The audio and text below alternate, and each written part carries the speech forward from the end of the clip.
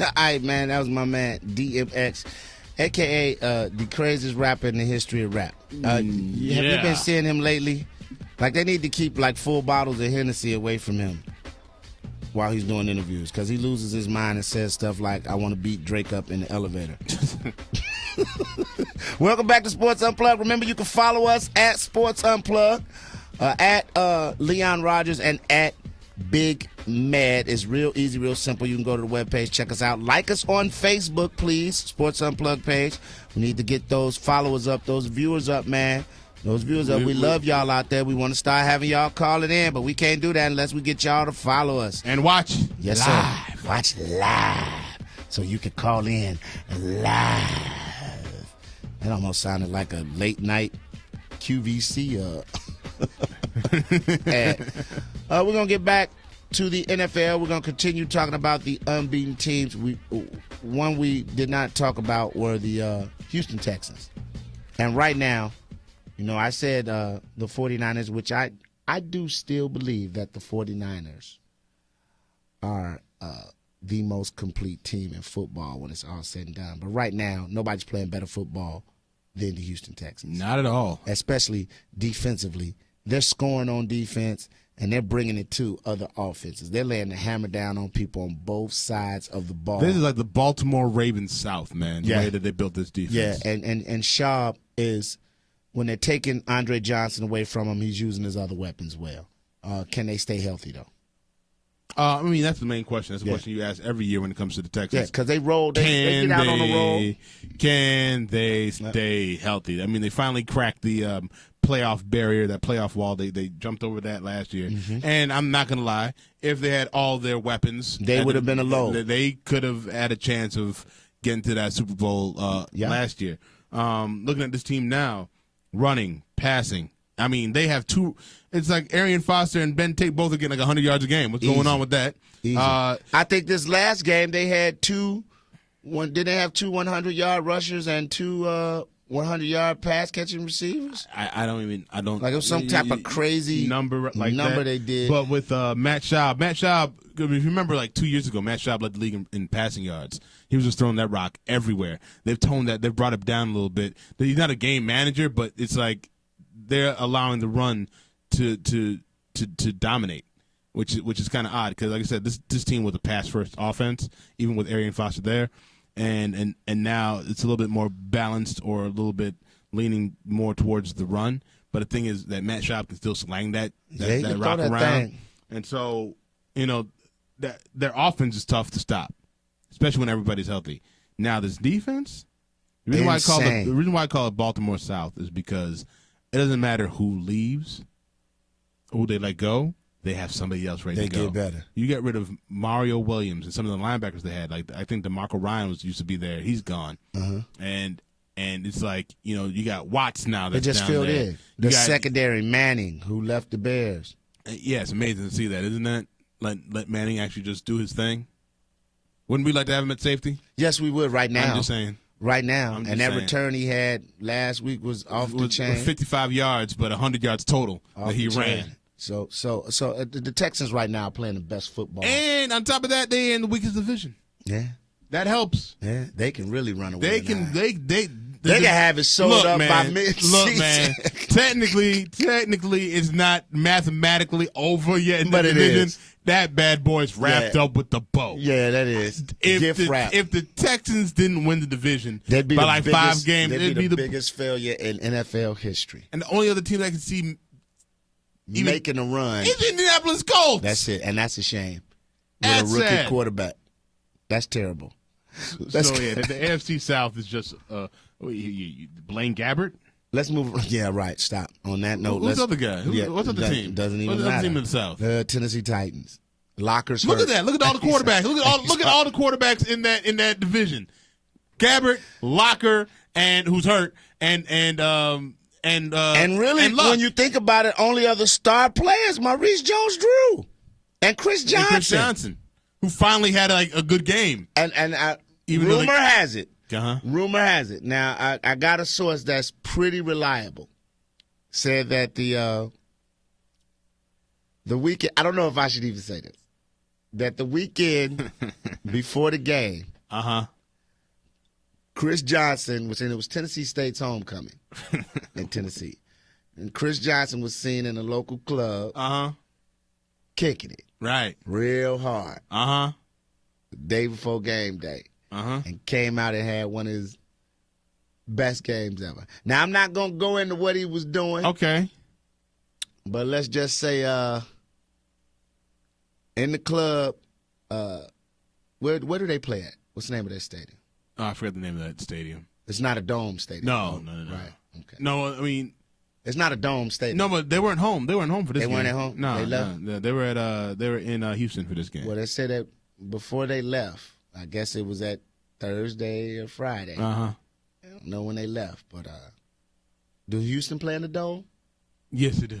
They do? Yeah. Okay. Well, maybe he was getting ready for the game in the dome in the club. Okay. You know. Now, Well, I heard sometimes that saps your energy. Be smart, listeners. Well, it must have charged. It him charged him up. like a priest. Yeah.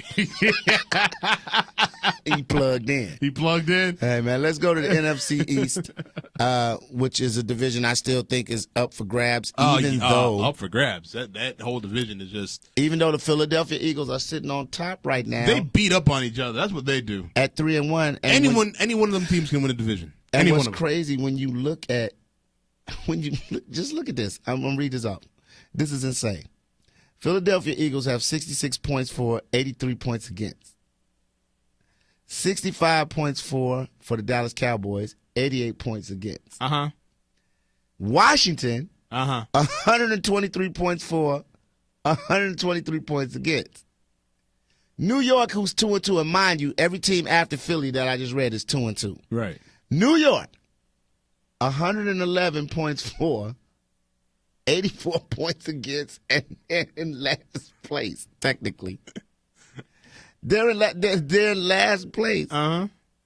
In the NFC East. No, the NFC East is the most backward, and it's been like that for a while now. That's nuts. Like you always think that Dallas should win, or it's like whoever you expect to win doesn't win, and like the last person you expect to win comes in and win. Like the Giants but I'm saying last the team year, that has given up the least points in the division is in last place. Yes, is struggling the most. Think about it. I mean, but the eye test, Leon. Take the eye test. When you watch the Eagles play, to me, they still struggle. They look terrible. Yeah. They look helter-skelter offense. They look like they're running backyard plays. That last game against the Giants was the first time I saw that defense actually play well. Yeah. I mean, no turnovers, but the offense still didn't play that well. I still think Mike Vick looks like he's just drawing up plays in the sand. I just, Deshaun Jackson. See. Deshaun Jackson, I'm sorry, I had to trade you. Unless you show me something different. So you saying that Andy Reid is doing this? All right. You run to the car. Run to the blue car. All right. See the fat lady with the Waldo sweater on? All right, Mike. They're gonna blitz right here, and we're gonna let them come in, and then I need you to make something happen. Just make something happen, Mike. Deshaun's gonna run to the sideline, probably my and last, then he might change his mind. It's probably my last year anyway, and then I'll be with the Bears. So let's make it happen. Please. Let's try something. Because I can go over there and work with Cutler, who passes first. And we can just well, shoot. This is the first time I've seen Mike actually get loose on and been getting stuck. He been taking some shots, be hanging in the pocket. I almost want to tell him, get your ass out of there. No, I'm saying play your game. Against the Eagles, he figured it out. He started running against the Eagles and actually worked. Against Giants. I'm sorry, against the Giants. Play your game, Mike, because you've been getting killed hanging in the pocket. Hanging in the pocket is not a good idea. Not with that offensive line. It's like you must have done something. They must be all doggone. That's going to be an interesting battle for the rest of the year. And I still think the Giants are going to come. I think the Giants are going to win the division. I think they are, too. They're going to lay low, chill. Or watch what happens. The Redskins win the division. It's going to be something crazy. It will be a great story for RG3. Yep. Ballaford, and then it'll just validate what I said. Why in the hell that we weren't saying that this man could be drafted number one? No, I said played very well. I'm not talking about you. I'm talking about the powers that be. He could have been drafted. All these Skip Bayless and guys. Look, he's got all the tools. No, Skip was an RG3 guy, but I'm just saying everybody was like, he's got all the tools, he's got the lineage, he's got the heritage. I'm like, Mel, for real though, RG3 is nice. Hey, man, let's go ahead, and I want to do this one time, and I really don't want to talk about this no more, okay? Okay. The Jets got mollywopped. mob. No, let's keep it wild. 100. Just got their ass whooped. Okay. Rex Ryan even said, I'm Yeah, sorry, yeah. I really don't want to use that, but we got our asses Ass kicked. kicked. And you did. And this is why you can't tell me he's not on the hot seat. Remember when we talked and I said, yo, do you or do you not think this guy's on the hot seat this year? I didn't think they'd play like You that. are the Dallas Cowboys of the AFC. You've had a loaded roster of talent on the defensive side of the ball. Offensively, Hey, man, look at this. offensively at one point in time, though, you were good. Yeah. I don't know what happened. They let go of everybody and then replace them. Here's the thing. You look at that offense. They just find out. We just found out that Santonio Holmes Done for the year. That was your only difference maker on offense. I mean, Sean Green is serviceable. You know what I'm He's saying? no LaShawn McCoy. But you don't even use him like that. Right. You know what I'm saying? Curly, Listen, look at me. Keller. Sanchez, you got to grow up here, B. You are really fitting the image of the USC prima donna quarterbacks. Now, let's look at the last couple of USC quarterbacks that's been highly touted. Huh? Sanchez, you one. You play soft. Leinart. Are you even still in the league? Palmer. Palmer. He's backing up. He's backing up Palmer. You see what I'm saying? I don't know, man. I don't know. You know, you guys do your thing in college and light people up in college, but then you get to the league and you get comfortable. And Sanchez, I believe that the 2 years, well, he's went to the AFC. Dog, that was based off the back of a strong ass defense that held them down, that gave people fits. Problem now is that they need to depend on Mark Sanchez, and he don't got the And balls he to can't do it. Now he's the one that's a game manager. Now, Right now, yes. Alex Smith or Sanchez. Alex Smith. Because Sanchez can have a good game every once in a while, but you don't expect it. Tim Tebow Sanchez. Here's the thing. You know it's going to come up. And I don't even want to talk about it. Like, I don't think it's an issue. You have to. Here's the thing. I don't think, and I've been watching people talk, I've been, watching. Keeping track of the Tebow conversation. And just seeing what people are saying. And I think the thing is that screw Tim Tebow starting. Use him like you had planned on using him. The funniest thing about the game that the Jets played against the 49ers they put in were the Kaepernick 49ers. And ran all over them. You know how Harbaugh is. You know he did that on purpose, On purpose. Right? You know and he did that on Kaepernick, purpose. and big runs, like not no little short He had yardage. 50 yards rushing and a touchdown. He was like, hey, so you got Tebow over there, huh? Check this out. Watch this. Check this out. Watch this. Right. This is what I do. But here's my thing with Tim Watch Tebow. this. Look, Tim Tebow's, let's be honest, man. And I said this. Tim Tebow will be out the league in 2 years. Yeah. I said one of the greatest college football players to ever play the game. It's a joke how they're using them. One of the greatest college football players to ever play the game. But let's just face it. Now if you to use them as H-back, made him like how Chris Cooley used to be, fine. You know what I'm saying? Even put him in free safety or something. Get him on the field. He's a good football player. Having him as a blocking back. They put him back there as a blocking back for some players for Sanchez. What are we doing? He's your backup quarterback. Why is he out there blocking? I mean, even if you did some plays where you lined him up at receiver, threw it out to him for the double pass, you're not even getting creative with the guy. You talking about this Wildcat package, which I think could actually work with Tim Tebow, and you're not using it.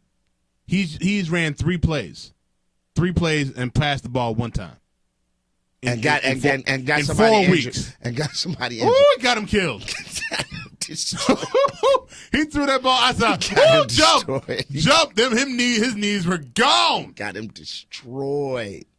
I'm just saying you're gonna hear about it because you knew that was gonna happen when they brought Tim Tebow there. But the Jets are a fool if they take Sanchez out and start putting in Tim Tebow as a starting quarterback. Don't push the panic button. You just got to. You brought the wrong person in to press Sanchez because he doesn't feel pressed by Tebow.